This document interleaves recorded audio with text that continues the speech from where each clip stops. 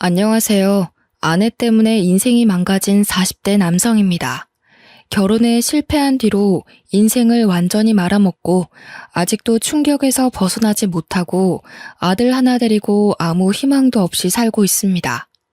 아주 성공한 인생은 아니었지만 순탄하게 살아가던 제가 왜 밑바닥까지 추락하게 되었는지 들어보시면 여러분들도 기가 막히실 겁니다.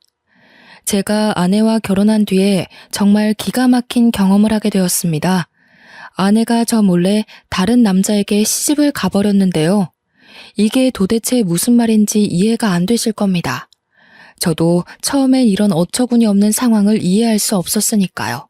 결론부터 말씀드리자면 아내가 저와 결혼하고 동거는 다른 남자와 해버린 것입니다. 그 사실을 알게 된 순간 피가 거꾸로 치솟을 정도로 화가 났지만 그 인간들에게 속수무책으로 당할 수밖에 없었습니다. 그것들은 짐승들도 하지 않는 더러운 짓을 저지르고도 뻔뻔스럽게 모든 잘못을 제게 뒤집어 씌우려고 했습니다. 저는 아버지가 일찍 돌아가시고 홀어머니 밑에서 자랐습니다. 엄마와 저의 불행은 아버지가 돌아가시면서 시작되었죠.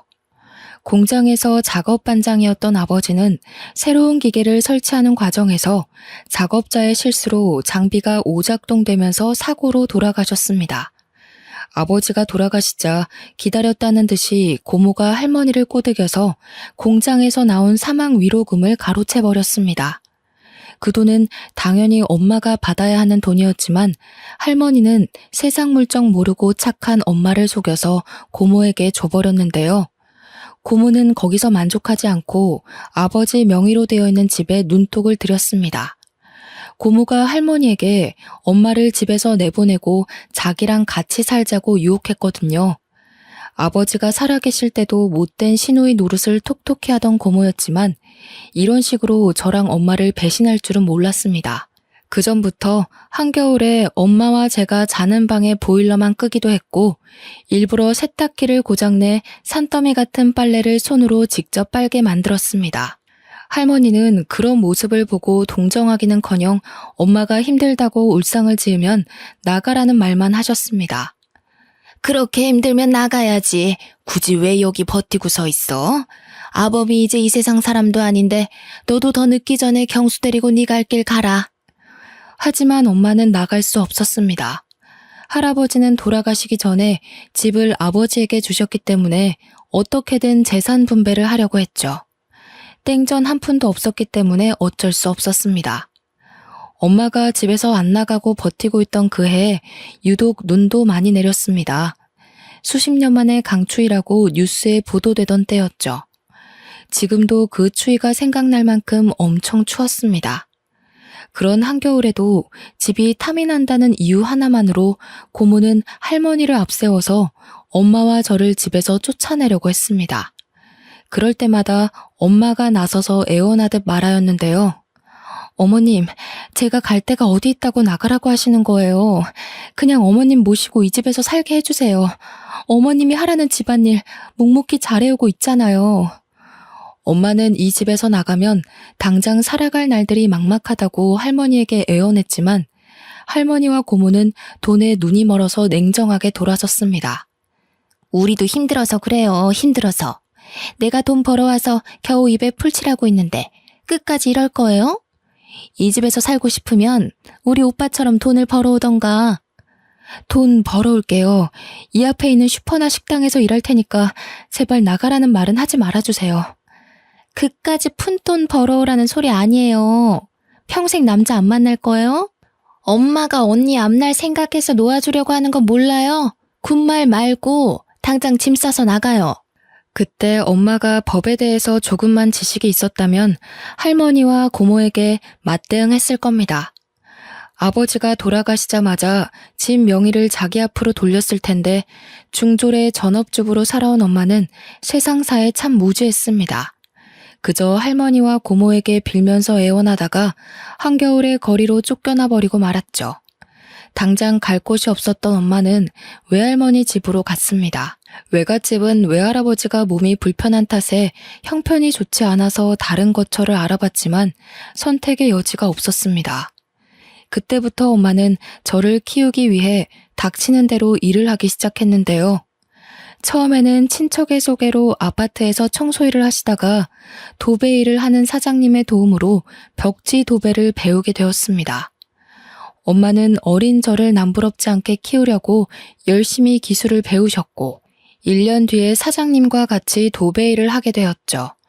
2년에서 3년 차에는 인정받는 도배 기술자가 되어서 사장님께서 조금 도와줄 테니 엄마에게 독립하라는 말씀까지 해주셨습니다. 경수 엄마는 내가 보니까 이제 혼자서 일해도 되겠어. 내가 맡은 구역 떼줄 테니 독립해. 먹고 살 걱정은 없을 거야. 과부 사정은 호라비가 안다는 말처럼 없이 사는 사람들은 서로의 처지를 잘 알아주었습니다. 혼자 애를 키우는 엄마를 위해서 사장님이 자기 구역을 기꺼이 내어주고 도와주었습니다. 그렇게 엄마가 독립한 뒤에 돈을 모아서 전세로 집도 마련했고 경제적으로 어느 정도 자리를 잡게 되었죠. 그런데 제가 중학교에 들어간 5년 뒤에 할머니가 고모에게 쫓겨나서 엄마를 찾아오게 되었습니다. 할머니의 말에 따르면 고모가 몰래 집을 팔아버리고 할머니를 자기 집으로 데리고 가서 식모처럼 부렸다고 하는데요. 집을 판 돈도 나누어 주지 않고 자기 혼자서 독차지하더니 할머니가 돈 이야기를 꺼낼 때마다 고모가 화를 내면서 소리를 질렀다고 합니다. 뭐? 돈을 달라고? 엄마, 지금까지 먹여주고 재워준 것만 해도 얼만데 돈을 달라는 거야. 설마 치매라도 걸렸어? 시끄럽게 돈 타령하지 말고 밥이나 차려줘. 그제서야 할머니는 자기밖에 모르는 표독스러운 고모에게 속아서 이용당했다는 사실을 깨달았습니다. 게다가 고모부는 알코올 중독 기질이 있어서 매일 술에 취해 난동을 피워서 집안이 하루도 조용할 날이 없었을 겁니다. 고모와 고모부는 매일 서로 욕을 하면서 싸웠고 가재 도구들도 부서졌거든요. 그날도 고모가 고모부에게 얻어맞았는지 분을 참지 못하고 할머니에게 손찌검까지 했다고 합니다. 고모의 폭력이 날이 갈수록 심해져서 할머니는 그 집에서 더 있다가는 죽을 수도 있겠다는 생각이 들었다고 하죠. 그 길로 도망을 치듯이 빠져나와서 엄마를 찾아왔다고 하는데요. 저는 할머니를 내쫓았으면 했지만 할머니가 울면서 용서를 비니까 마음이 약한 엄마는 할머니를 받아주었습니다. 그렇게 불편한 동거를 몇 년 동안 지속하다가 제가 고등학교를 졸업할 무렵에 할머니가 세상을 떠나셨어요. 엄마는 고모에게 장례식에 오라고 연락을 했지만 고모는 전부 다 무시했습니다. 그래서 저희는 할머니가 돌아가신 뒤로 고모와의 인연을 완전히 끊어버렸어요. 몇 년이 지나 대학에서 경영학을 전공하게 된 저는 전자제품에 들어가는 부품을 만드는 작은 중소기업에서 일하게 되었습니다. 처음에는 영업팀에 발령이 나서 근무를 시작했는데요. 저희 회사 부품을 납품하는 거래처를 관리하는 일이 주 업무였습니다. 사람을 상대하는 일이다 보니 술자리가 아주 잦았죠. 그런데 저는 술을 전혀 마시지 못했습니다. 소주 한 잔만 마셔도 얼굴이 벌겋게 달아올랐고 온몸에 두드러기 같은 발진이 돋아나는 특이 체질이었거든요. 그래서 영업 때문에 가져야 하는 술자리가 언제나 부담이 되었습니다. 거래처의 간부들이 술잔을 따라주려고 하면 사정을 설명하면서 정중하게 거절하는 것도 눈치가 보이는 일이었죠. 그래서 영업팀의 최고 술상무였던 팀장이 나서서 저 대신 술잔을 받기도 하였습니다. 그러다 새로운 납품 회사를 뚫어서 담당자들끼리 인사를 하는 회식 자리를 갖게 되었습니다. 새 거래처의 팀장이 술고래에 융통성이라고는 전혀 없어 보이는 깐깐한 사람이었는데요. 그날도 저한테 술잔을 쥐어주며 술을 강요하기 시작했습니다. 어허, 세상에 술 못 마시는 사람이 어딨어? 그러지 말고 한 잔만 받아. 한 잔 마신다고 죽어? 죽냐고.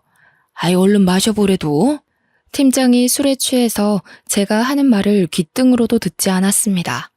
결국 더 이상 거절하지 못하고 술을 마셨는데 팀장이 계속해서 술을 권하더라고요. 결국 얼굴과 목에 심한 두드러기가 돋아올라서 힘이 들었습니다. 제가 병원에 가야 할 것 같다고 말해서 저 때문에 술자리 흥이 박살나고 말았죠.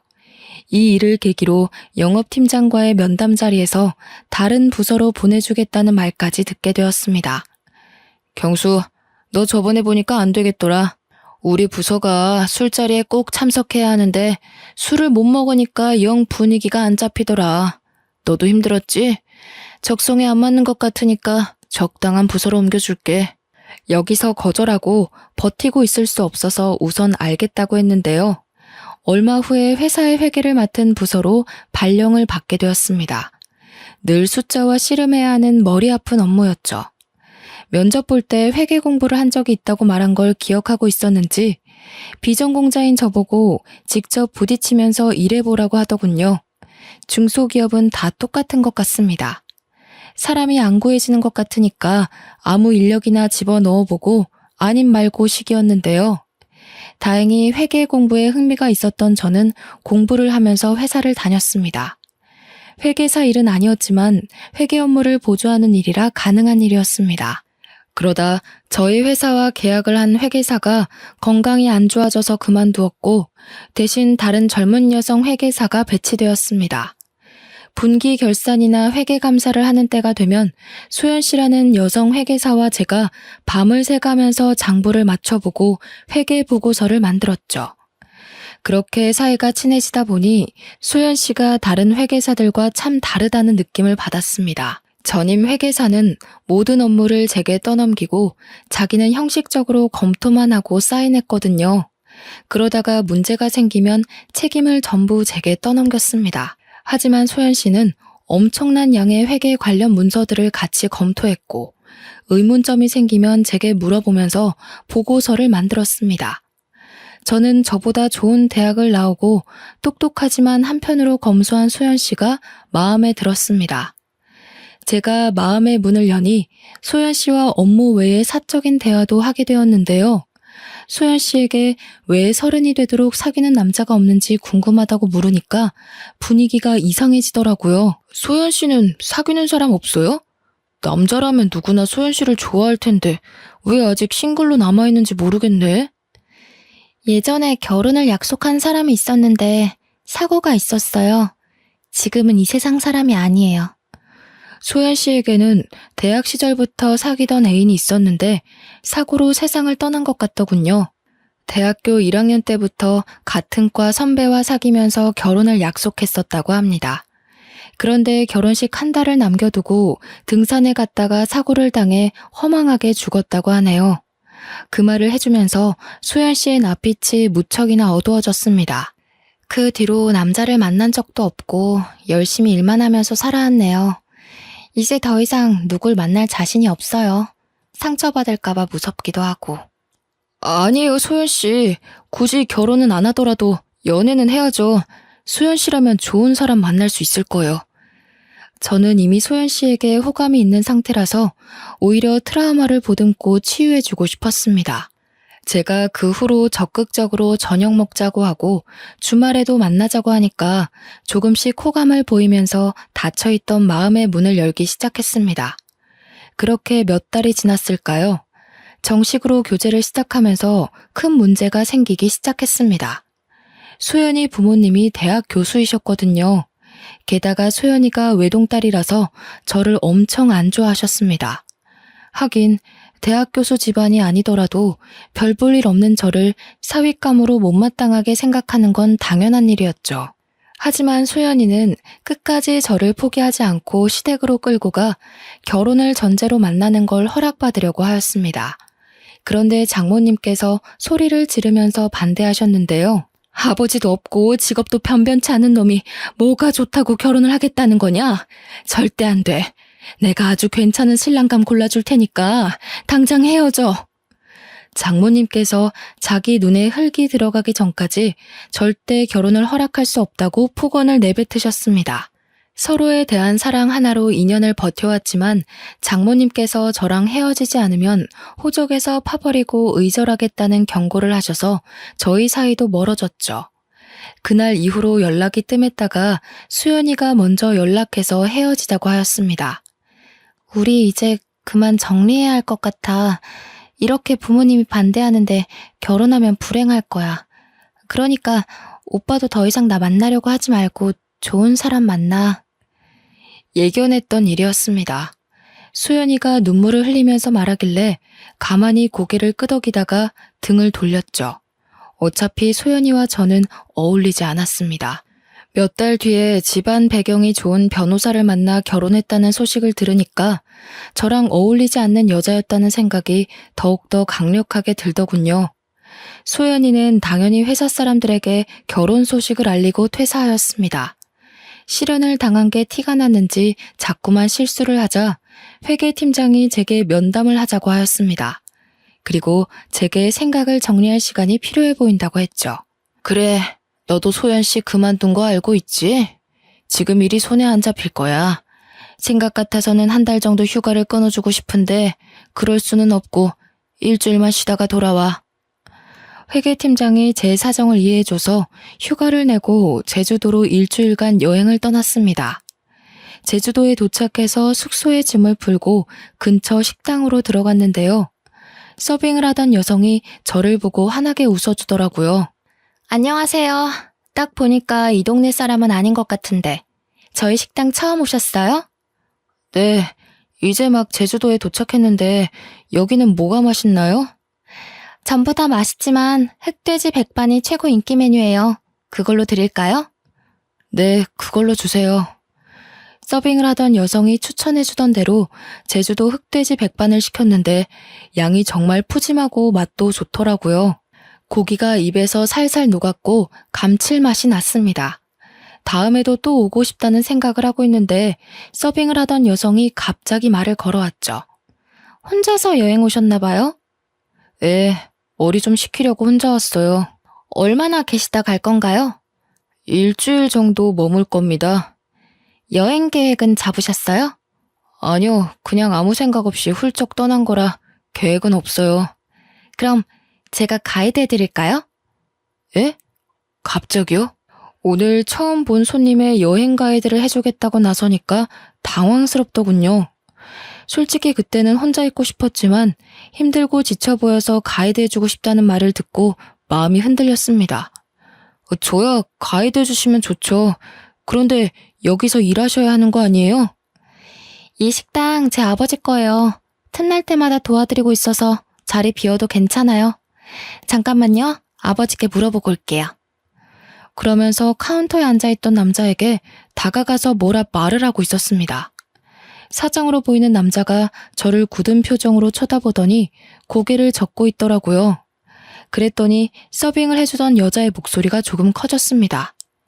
아니 아빠, 도대체 왜 안 된다는 거야? 이번에 알바 구해줬다며. 일 안 도와줘도 되니까 집에 있어. 내가 도대체 몇 번을 말해줘야 돼? 외지 남자는 만나지 말라고 했잖아. 그냥 혼자 온 분 가이드 해드리는 거야. 다른 뜻은 없어. 저는 괜찮다고 말하려고 하는데 여성분이 고집을 피우자 아버지도 알겠다고 하더군요. 그 말을 듣자마자 신이 난 여성분이 당장 내일부터 같이 다니자고 말하였습니다. 숙소가 어디예요? 내일 아침에 제가 차 가지고 갈게요. 이렇게까지 좋아하다니 이 여자가 저한테 호감이 있는 건 아닐까 하는 생각이 들었습니다. 저는 여성분 이름도 모른 채 내일 만날 약속을 잡게 되었습니다. 다음날 아침이 돼서야 여성분이 승혜라는 이름을 알려주었습니다. 저보다 어려서 그런지 참 활발하고 적극적인 여성이었습니다. 승혜가 일주일간의 여행 일정을 대신 짜주었거든요. 원래는 아무 계획도 없이 바닷가를 찾아가서 하염없이 멍이나 때리다가 올라갈 생각이었는데 승혜 덕분에 연예인 못지않은 빡빡한 일정 속에서 움직이게 되었죠. 저는 제주 토박이인 승혜를 따라 유명 관광지를 다니게 되었어요. 제주도를 돌아다니면서 알게 된 건데 승혜는 지금까지 제주도 밖으로는 나가본 적이 없다고 하더라고요. 결혼은 꼭 외지 남자와 할 거라고 하길래 농담 삼아서 한마디 던져보았습니다. 설마 나랑 하려고 그러는 거 아니지? 사실 갑자기 가이드 해주겠다고 나서서 놀랬어. 나는 좋은데 당장 식 올리자. 나 오빠 보자마자 완전 반했잖아. 오빠 진짜 잘생긴 거 알고 있지? 그게 무슨 소리야? 장난으로 말하는 거지? 승혜가 제 말을 듣고 까르륵 웃기만 하고 더 이상 말을 안 하더군요. 농담인 것처럼 툭 던져보았지만 승혜는 저를 좋아하는 눈치였습니다. 또래 여자들이랑 다르게 20대 초반 여자애처럼 솔직하게 말하고 부끄러워하는 모습이 새롭게 다가왔죠. 저도 그래서 승혜에게 마음이 끌리고 있었습니다. 제가 그동안 조용하고 성숙한 여자들만 사귀었었는데 수다쟁이처럼 말이 많으면서도 애교도 많은 승혜를 보니 또 다른 느낌이었거든요. 그렇게 저희들은 같이 여행을 다니다가 자연스럽게 서울에서도 계속 연락하자는 말을 나누었습니다. 고백만 안 했지 연인처럼 손도 잡고 질투도 하는 사이가 된 거죠. 오빠, 이제 경기도 올라가는 거야? 나도 2달 뒤 오빠 보러 갈게. 그때 나 모른 척하면 가만 안 둔다. 내가 그럴 리 있겠어. 너만 기다리고 있을게. 꼭 와야 해. 이렇게 서로 만나자는 약속을 하고 여행을 마치고 일상으로 돌아갔습니다. 2달 뒤에 진짜로 승혜가 와서 같이 서울로 나들이를 갔는데요. 내년에 30이 되는 나이인데도 승혜는 서울을 처음 와본다고 했습니다. 그래서 이번에는 제가 승혜의 여행 가이드가 되어주었죠. 승혜가 가고 싶다는 백화점에 들려서 쇼핑도 하고 놀이동산에서 즐겁게 놀다가 명동과 번화가 구경을 했습니다. 승혜가 그렇게 사흘을 머물다가 내려갔습니다. 그때부터 승혜와 저는 경기도와 제주도를 오가면서 연애를 하게 되었습니다. 지역 특성상 자주 내려가 보지는 못했지만 전화 통화를 자주 해서 애틋했죠. 한 달에 한 번 월차를 아꼈다가 주말 전날에 월차를 써서 제주도에 가서 3, 4일 정도 머물다가 오곤 했습니다.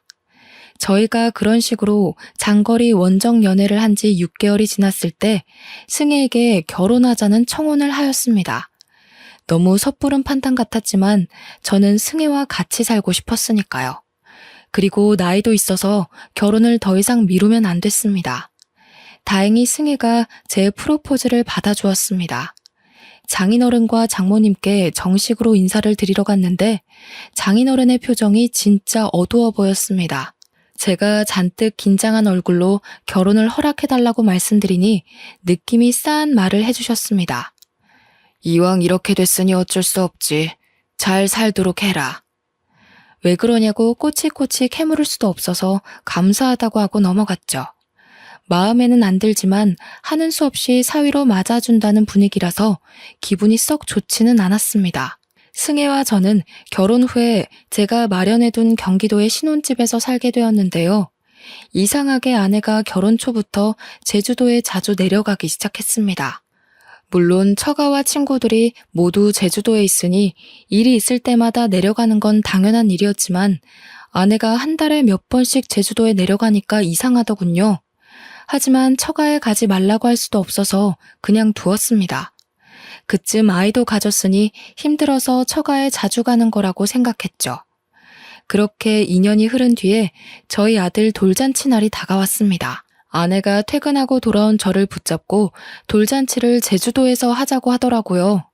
여보, 우리 돌잔치 제주도에서 할 거지? 아버지가 친척들 전부 모시고 우리 식당에서 하고 싶대. 그래? 마침 그때가 여름 휴가철이니까 여행 겸해서 내려가서 푹 쉬었다가 오자. 아들의 돌잔치 날을 위해 월차까지 내고 제주도로 내려갔는데요. 그날 아내의 동네 친구라는 남자를 만나게 되었습니다. 여보, 인사해. 어릴 때부터 같이 자란 동네 오빠야. 처음 뵙겠습니다. 장수철이라고 합니다. 예, 반갑습니다. 김경수라고 합니다. 돌잔치 준비하기도 바빠 죽겠는데 아내가 아는 오빠를 소개해주겠다고 했을 때 약간 당황스럽긴 했습니다. 게다가 아무리 친한 오빠라고 하더라도 남편에게 알고 지냈던 남자를 소개해준다는 건 흔한 일이 아니잖아요. 하지만 제가 보수적인 거라고 생각했습니다. 아내가 장수철이라는 남자를 진짜 친구라고 생각하는 거라며 이해해 보려고 했죠. 수철 씨는 민박집을 운영하고 있다며 처가까지 가지 말고 민박집에서 묵고 가라고 하였습니다. 처가 좁은 거 알고 계시지? 거기서 잠자고 하려고 눈치 보일 텐데 모처럼 오셨는데 저희 집에서 하루 묵었다 가시죠. 수철 씨가 처가의 집 크기까지 알고 있는 게 찝찝했지만 제주도에 머무는 동안 그곳에서 며칠 지내기로 하였습니다. 수철 씨는 친절하게 민박집 하나하나를 구경시켜주면서 설명해주더군요. 덕분에 관심도 없던 아내의 친한 오빠의 취미 생활까지 알게 되었습니다. 조개 껍데기가 가득 있는 방안을 보여주길래 멋지다, 근사하다는 말로 대충 대꾸해 주었죠. 무언가 봐달라는 눈치였지만 안 그래도 돌잔치 준비 때문에 지쳐있는 상태였습니다. 관심도 없는 조개 껍데기 구경할 시간이 없어서 얼른 돌잔치 장소로 넘어갔는데요. 돌잔치를 마치고 저는 회사 일 때문에 다시 경기도로 올라갔습니다. 아내는 제주도에 더 있겠다고 하더니 2주 뒤에 올라왔습니다. 그날 이후로 아내가 점점 제주도에 머무는 시간이 길어졌습니다. 여보, 다음 주에 제주도 가서 보름만 있다가 올게. 뭐? 저번에는 2주나 더 있다가 왔잖아. 왜 보름이나 있으려고 하는 거야? 엄마가 몸이 안 좋아서 식당 일 도와달라고 그러네? 아내가 식당 일을 핑계로 제주도에 가더니 보름 혹은 한 달씩 머물다가 오기 시작했습니다. 그리고 며칠 지나지 않아서 또 제주도에 갔고 2달 넘게 지내다가 오기도 했죠. 저는 장모님이 아파서 그런 거라고 생각해서 제 아들이 6살이 될 때까지 1년의 절반 이상을 제주도에서 지내게 하였습니다. 그런데 모임에서 만난 고등학교 동창이 뜻밖의 말을 꺼내놓았습니다. 내가 저번 달에 제주도로 휴가를 갔는데 재수 씨를 만났어. 땡땡 민박집에서 지내고 있더라? 재수 씨는 왜 거기서 지내고 있는 거래? 친구는 제주도 여행을 계획하고 숙소를 알아보다가 비교적 가격이 저렴한 민박집을 예약했는데 그곳에서 아내를 봤다는 겁니다. 재수 씨는 나를 못 알아보는 것 같았는데 분명히 재수 씨가 맞았어. 웬 남자랑 같이 있는 걸 봐서 아는 척은 안 했거든? 내가 둘이 무슨 사이냐고 물어보니까 재수 씨가 뭐라 한 줄 알아? 둘이 부부 사이래. 우리 와이프가 거기 있을 리가 없잖아. 네가 잘못 본 거야. 와이프가 거기서 지내더라도 왜 부부 사이라고 했겠어. 우리 와이프 얼굴 까먹은 거 아니야? 저는 친구의 말을 끝까지 믿지 않았습니다. 친구 녀석이 아내를 본 건 7년 전 결혼식장에서 본 게 전부였으니까요. 비슷한 여자를 아내로 착각했을 거라고 생각했죠. 그런데 동창 녀석이 저를 붙들고 확인해보라고 난리를 피웠습니다. 야, 네가 맨날 프로필 사진 가족 사진으로 해놓는데 내가 그걸 모르겠냐? 내가 눈썰미 하나는 끝내주니까 한번 확인만 해봐라. 내가 걱정돼서 그래. 저는 미친 소리 하지 말라고 딱 잡아떼기는 했지만 신경이 쓰이긴 하였습니다. 아내한테 어떻게 말해야 할까 고민하는 사이 제주도에 있던 아내와 아들이 경기도로 돌아왔습니다. 그리고 혹시나 하는 마음에 짐들을 뒤져보았는데요. 제주도에서 몇 주 머물다 돌아온 아들의 주머니에서 의외의 물건을 발견해서 아내가 뭔가 감추고 있다는 확신이 들었습니다. 그래서 제가 아들에게 주머니 속에 든 조개 껍데기가 뭔지 물어보았죠. 아들, 이거 제주도에서 주워온 거야? 누가 준 건 아니고? 누가 준 건 아니고 민박집 아저씨 집에서 가지고 왔어. 민박집 아저씨?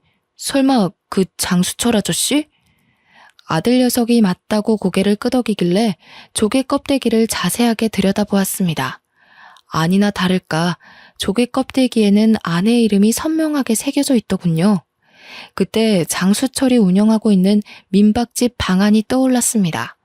자기가 특별한 취미를 가지고 있다며 조개 껍데기를 보여주었거든요. 그때는 조개 껍데기가 너무 많고 관심도 없어서 대충 칭찬만 해주고 나온 기억이 있습니다. 그런데 이런 조개 껍데기를 떡하니 두고 저한테 구경을 시켜주었다니 아주 저를 농락한 셈이었죠. 그래서 저는 둘의 사이는 보통 사이가 아닐 거라고 생각했습니다. 저는 아들에게 제주도에서 어떻게 지내왔는지 자세하게 물어보았는데요. 아들의 입에서 충격적인 말이 나와서 지금도 잊을 수가 없습니다. 제주도 가면 항상 그 아저씨 집에서 지냈어. 나는 맨날 딴 방에서 잤고 엄마는 맨날 그 아저씨랑 자는 것 같던데? 아들의 말을 듣는 순간 하마터면 욕설을 내뱉을 뻔했습니다. 민박집을 하고 있는 그놈은 아내와 친한 오빠가 아니라 내연남이었던 거죠. 아내는 제주도에 살고 있는 내연남을 만나기 위해 거짓말을 하고 제주도에 갔던 것입니다. 그것도 아들을 데리고 장수철이 지내고 있는 민박집에서 동거를 했다는 사실을 알고 분노가 치밀어 올랐습니다. 당연히 아내에게 가서 왜 이런 짓을 저질렀냐고 따졌는데요. 아내가 처음에는 무슨 말도 안 되는 소리를 하냐며 아니라고 펄쩍 뛰었습니다. 그랬더니 아들놈이 고개를 갸웃거리며 진실을 이야기해 주더군요. 엄마, 왜 거짓말을 해? 그 아저씨 민박집 아니면 안 된다고 했잖아. 내가 할아버지 집에 가자고 해도 아저씨 집에 가서 사랑한다고 뽀뽀도 하는 거 봤어. 엄마가 나한테 아빠도 사랑하고 아저씨도 사랑한다고 해놓고 거짓말하면 안 돼. 아들의 말을 듣고 저는 화가 치밀어 올라 얼굴이 빨개졌고 아내의 얼굴에서는 핏기가 사라져가고 있었습니다. 저는 아들에게 방에 들어가 있으라고 한 다음에 아내의 뺨을 후려갈겼죠. 네가 진짜 제정신이야? 애를 데리고 다니면서 바람을 피워? 어떻게 자식이 보는 앞에서 그런 더러운 짓을 해? 네가 그러고도 인간이야? 아니, 그렇다고 뺨을 때려? 당신 미쳤어? 정우한테도 이런 식으로 알아냈지? 정우가 말할 애가 아닌데 이상하게 당신한테 다 말했더라. 설마 정우 때렸어? 너야말로 머리가 어떻게 된 거 아니니? 내가 정우를 때렸겠어? 정우가 당신 바람 피는 거 보고 정 떨어져서 나한테 털어놓은 거겠지. 우리 정우가 그럴 리 없어. 당신이 자꾸 때리니까 거짓말까지 한 거겠지. 나 정우 앞에서 떳떳해. 당신이 나한테 이럴 자격 없다고. 뭐? 그러면 상간남 소송이랑 이혼 소송 둘 다 시작해봐? 네가 그렇게 떳떳하면 판사님한테 물어보자. 누가 더 떳떳하나? 그래, 그렇게 하자. 증거도 없는데 무슨 수로 소송을 해? 당신 진짜 또라이 아니야? 또라이? 그래, 또라이가 뭔지 보여줄게. 비켜, 비키라고. 당신이 잘못할 때까지, 털어놓을 때까지 다 거덜낼 거야. 제가 난동을 피우면서 집안 살림을 하나씩 부수기 시작하니까 그제서야 아내가 제 바짓가랑이를 붙잡으며 울음을 터뜨렸습니다. 여보, 잘못했어. 그만해. 그만하라고. 나도 어쩔 수가 없었어. 아버지가 반대하는 바람에. 제가 추궁하니까 아내는 모든 걸 체념하고 왜 이런 말도 안 되는 짓을 저질렀는지 털어놓더군요. 장인어른이 아내를 제주도 밖으로 못 나가게 하고 집착해서였다고 합니다. 아내는 섬이 답답하고 싫어서 육지로 나가고 싶다고 하자 장인이 바로 반대했죠. 승혜, 네가 육지로 나가버리면 이 식당은 누가 운영하니? 뻘소리 하지 말고 넌 수철이랑 결혼해서 식당 물려받을 생각이나 해라. 아빠, 난 누가 뭐라 해도 서울로 갈 거야. 수철 오빠랑 결혼해도 서울로 갈 거라고. 뭐? 서울은 무슨 서울이야? 네가 서울에서 살 돈은 있어? 아빠도 돈이 없어서 서울은 안 된다고 했잖아. 아니, 내가 되게 만들 거야. 꼭 이 지긋지긋한 제주도 빠져나갈 거라고. 아내가 제주도를 떠나겠다고 고집하자 수철이라는 남자랑도 다퉜다고 하죠. 사귀던 남자와 사이가 소홀해지자 아내가 외지 여행객들이 많이 오는 식당에서 일을 하면서 괜찮은 남자를 물색했던 겁니다. 제주도를 떠나고 싶어하는 아내의 속셈을 잘 알고 있던 장인은 저와 결혼하겠다고 했을 때 못마땅하게 생각했던 것인데요. 아내가 처음부터 제게 친절하게 대하면서 가이드를 해주겠다고 한 것도 저를 꼬셔서 제주도를 벗어나 보려는 속셈이었습니다. 결국 장인어른이 아내에게 두 손 두 발을 들고 저와의 결혼을 허락해 주었죠. 그런데 아내는 수철이라는 남자랑 다시 연락이 닿아서 연인 관계로 발전하고 말았습니다. 한마디로 결혼은 저와 하고 동거는 그놈과 했던 것입니다. 이제 모든 걸 알았으니 결판을 내야만 했습니다. 저는 당장 제주도로 내려가서 장인을 만나서 자초지종을 따져보았죠. 그런데 장인은 뻔뻔한 태도를 보여주었습니다. 자네 기분이 상했다면 내가 사과할 테니까 없던 일로 하게. 나도 딸애가 그럴 줄 알았나? 중간에 알았지만 이혼할 것 같아서 입 다물고 있었네. 저는 장인의 몰상식한 말에 소리를 지르고 말았는데요. 장인어른, 이게 사과하면 끝날 문제라고 생각하세요? 제 가정이 깨졌고 인생이 끝났단 말입니다. 확실하게 책임지셔야 합니다. 제가 그렇게 만들 거예요. 이런 식으로 씩씩대면서 처가를 나와서 장수철이 운영하는 민박집으로 차를 몰고 갔습니다. 민박집에서 만난 그놈은 어처구니 없는 변명을 짓거려 놓았죠. 승혜를 너무 사랑해서 제 곁에 두고 싶어서 그랬어요. 정말 죄송합니다. 먼저 연락해서 승혜를 흔들어 놓은 제 잘못입니다. 제발 용서해 주세요. 뭐 어쩌고 저째? 사과하면 다야? 무릎 꿇고 싹싹 빌어도 절대 용서 못해. 네가 내 인생 망친 것처럼 나도 네 인생 망가뜨릴 거라고. 두고 봐. 내가 바로 송장 보낼 테니까 딱 기다리고 있으라고. 이제 더 이상 안 만나겠습니다. 연락 끊고 조용히 살겠습니다. 사과하고 안 만나겠다는데 도대체 왜 그러십니까? 예? 그놈도 장인어른과 마찬가지로 그냥 사과만 하면 끝날 거라는 착각을 하고 있었습니다. 말이 안 통하는 인간들에게는 법대로 하는 수밖에 없죠. 그래서 아내를 상대로 이혼 소송을 했고 그놈에게도 소송을 통해서 불륜의 책임을 물게 했습니다. 처가 쪽은 위자료와 아들의 양육비를 감당하기 위해서 전 재산인 식당을 처분해야 했고 장수철 그놈은 민박집 문을 닫았는데요.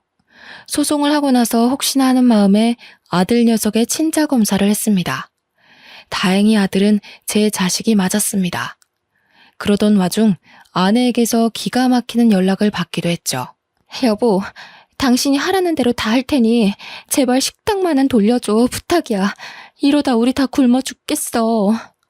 소송에서 엄청난 위자료 폭탄을 맞자 아내는 울면서 식당만은 돌려달라고 애원했지만 배우자를 속이고 파렴치한 동거를 한 것이 얼마나 큰 잘못인지 확실히 알려줘야 했습니다.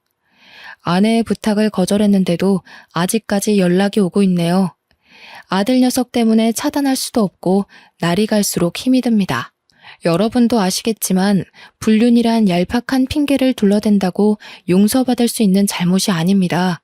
함께 가정을 꾸리고 살을 맞대고 살아온 배우자를 배신하고 가정을 파탄내는 건 배우자의 남은 인생을 완전히 망가뜨리는 참담한 잘못이죠.